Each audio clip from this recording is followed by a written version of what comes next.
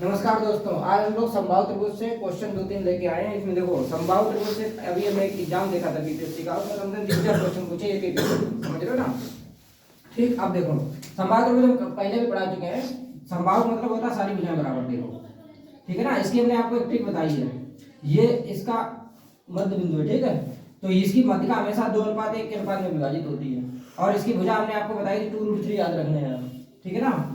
समझ में आई बात की। इसका एरिया के लिए हमने आपको बताई थी एक बात, एरिया के लिए 3√3 यानी स्क्वायर याद रखने हैं, जहां n क्या 1 यूनिट की वैल्यू है, जहां n 1 यूनिट की वैल्यू है, ठीक है ना। अब बात को समझो, इनने इसकी भुजा पूछी यानी 2√3 की वैल्यू निकालनी है तुम्हें, क्लियर है। संभाव त्रिभुज सारी भुजाएं बराबर होगी, ठीक है। अब क्षेत्रफल इन्होंने दिया कितना 25√3, तुम्हारे हिसाब से एरिया कितना होगा 3√3। ट्रिक से काम करेंगे हम लोग, ठीक है ना। 3√3 यानी स्क्वायर बराबर कितना 25√3, ठीक। एरिया इक्वल कर दिया, ठीक है ना। √3 से √3 कट गया तो n स्क्वायर बराबर कितना आ गया 25/3 आ गया, नहीं आ गया। अब तो n बराबर कितना आ जाएगा, इसका अंडर रूट निकलेगा तो 5/√3 आ जाएगा, क्लियर है।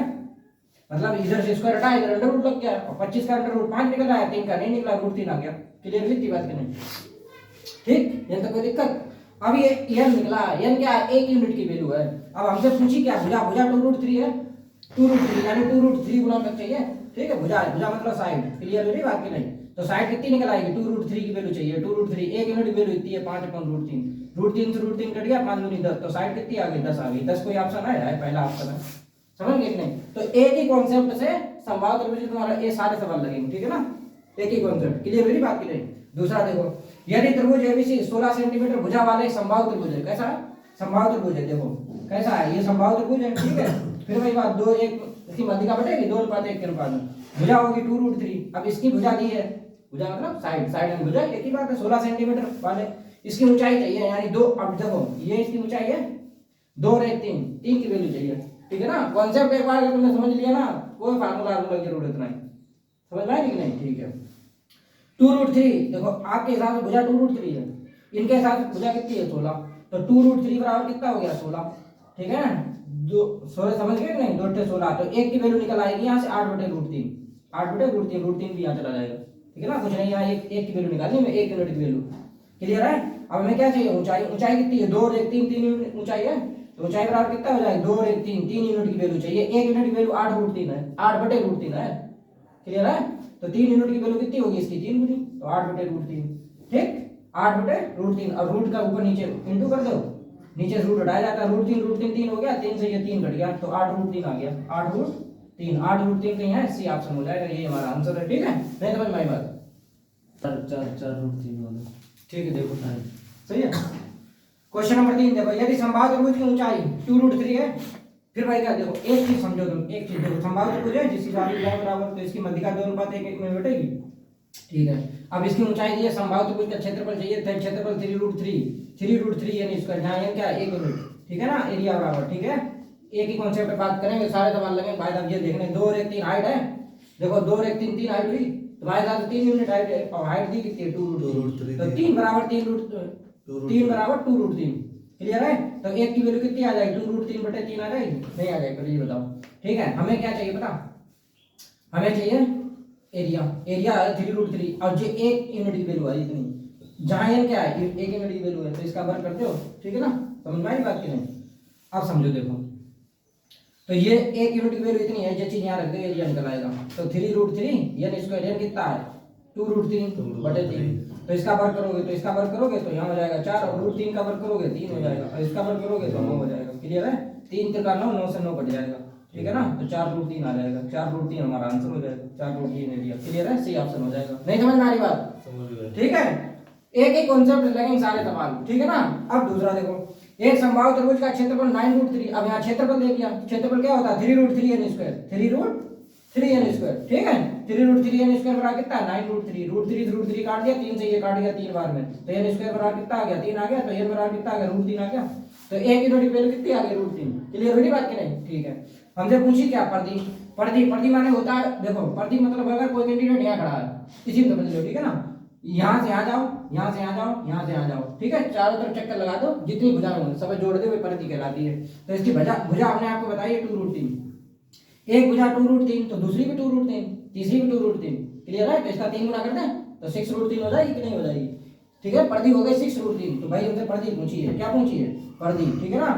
6√3 की वैल्यू चाहिए, एक यूनिट वैल्यू इतनी है, तो √3 के इसमें गुणा आउट कर दो, क्लियर है। तो √3 3 3 गुणा 6 18, ठीक है।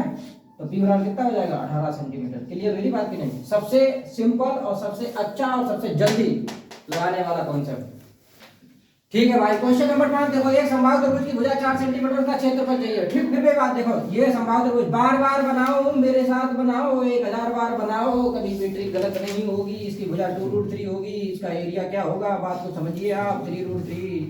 3√3 यानी स्क्वायर, ठीक है। एक एक कॉन्सेप्ट सब में लगेगा। हम तुम्हें देखो ज्यादा क्वेश्चन करा रहे हैं ताकि तुम्हें ऐसा लगे कि देखो वो भी ये कंडीशन लग भी रही है कि नहीं भी लग रही है, ठीक है ना। एक समबाहु त्रिभुज की भुजा 4 सेंटीमीटर है, इसका चाहिए का एरिया। आपके हिसाब से भुजा कितनी है, जो साइड है, ठीक है, 2√3 और उनके हिसाब से भुजा कितनी है 4, तो एक यूनिट यहाँ से वैल्यू निकल आई, 2 दूनी 4 यानी 2/√3 निकलेगी, नहीं निकलेगी, बोलो, ठीक है ना। अब हमसे चाहिए क्या, बात को समझो, हमसे चाहिए एरिया। तो एरिया यहाँ एक यूनिट की वैल्यू निकली, जहाँ n क्या है, एक n ही तो है, एक यूनिट की वैल्यू, n का मान यहाँ रख दो तो एरिया निकल आएगा। क्लियर है, नहीं समझ में आई बात। 3√3 अपनी जगह रहा, n स्क्वायर n कितना है 2/√3, इसका वर्ग है, देखो यहाँ, ठीक है ना। एक यूनिट की वैल्यू इतनी है, एक यूनिट की वैल्यू यहाँ रख दो, 2/√3 है, इसका वर्ग कर दो। क्लियर है, तो 3√3 इंटू 2 का वर्ग 4, √3 का वर्ग 3, 3 से 3 कट गया, 4√3 आंसर आ गया, 4√3, ठीक है ना। 4√3 हमारा आंसर डी ऑप्शन हो जाएगा, यही तुम्हारा था, ठीक है। क्वेश्चन नंबर 6 देखो, समझ में आ रही होगी बात। देखो सब में एक ही रूल लग रहा। अब देखो, यदि एक समबाहु त्रिभुज का क्षेत्रफल 36√3 है, क्षेत्रफल कितना होता है 3√3 यानी स्क्वायर, अपनी ट्रिक से, ठीक है। इनके साथ 36√3 है, √3 से √3 कट गया, 3 से ये कट गया, यानी स्क्वायर 12 3 36, बोलो। तो एक n की वैल्यू निकल आएगी, n की 12, ये देखो इसका 12 का अंडर रूट निकलेगा, 4 3 12 यानी 2√3। क्लियर है, एक यूनिट की वैल्यू आ गई 2√3। हमसे पूछा कि आप देखेंगे हम लोग त्रिभुज का परिमाप चाहिए। फिर वही बात, ये एक त्रिभुज है, समबाहु त्रिभुज, यहीं से समझ लो, ठीक है। इतना इतना इतना इतना यानी कि इसका 3 गुना हो जाए, 3 भुजाएं हुई, समबाहु सारी भुजाएं बराबर हुई। परिमाप का मतलब क्या है, यहाँ से चलो, यहाँ यहाँ यहाँ तीनों भुजाएं जोड़ दो, तो इसका 3 गुना करते हैं 6√3, 6√3 गुना कर दो, 6√3 इंटू एक पर एक यूनिट की वैल्यू कितनी है 2√3, ठीक। तो ये परिधि निकल आएगी। क्लियर है, नहीं समझ में आएगा, ठीक है। एक यूनिट की वैल्यू कितनी है 2√3, √3 3 हो गया। यहाँ देखो गुणा में बच्चे गुणा गलत कर देते हैं, देखो इधर 6 दूनी 12 हुआ और √3 3 हुआ, 12 3 36 हुआ, ठीक है। तो पेरीमीटर कितना आ गया 36 सेंटीमीटर, डी ऑप्शन हमारा हो जाएगा, ठीक है। ठीक है भाई, देखो क्वेश्चन नंबर, अब एक आयत देखो, आयत से क्वेश्चन कैसे बनेगा। यदि एक आयत की भुजा की लंबाई और विकर्ण दिया है, ठीक है ना, तो इसका परिमाप चाहिए। देखो ये एक आयत है, आयत का मतलब क्या है समझ लो, जिसकी लंबाई बराबर हो, चौड़ाई बराबर हो, आयत कहलाएगा। आयत में एक कोण 90, हर कोण 90 डिग्री होता है, ये भी ध्यान रखना है, और इसका ये विकर्ण होता है, ठीक है। तो इसमें पाइथागोरस थ्योरम लग जाएगी। इसमें विकर्ण दिया, विकर्ण कितना दिया 25 सेंटीमीटर, ठीक है ना। विकर्ण कितना है 25 सेंटीमीटर, और लंबाई कितनी है 7, भुजा की लंबाई एक 7 होगी, ठीक है ना, ठीक। तो 7 24 25, देखो ये कर्ण है, ये लंब है, ये आधार निकल आएगा 24, 7 24 25 का कॉम्बिनेशन होता है, ना मालूम हो तो कर्ण स्क्वायर बराबर लंब स्क्वायर प्लस आधार स्क्वायर से निकाल लेंगे। क्लियर है, क्लियर है, तो ये 24 निकलेगी, समझ में आएगी बात नहीं। चाहिए क्या परिमाप, परिमाप क्या है, हमने आपको परिमाप के लिए एक ही बात बताई है, T4 पेरीमीटर है परिमाप, बात को समझो।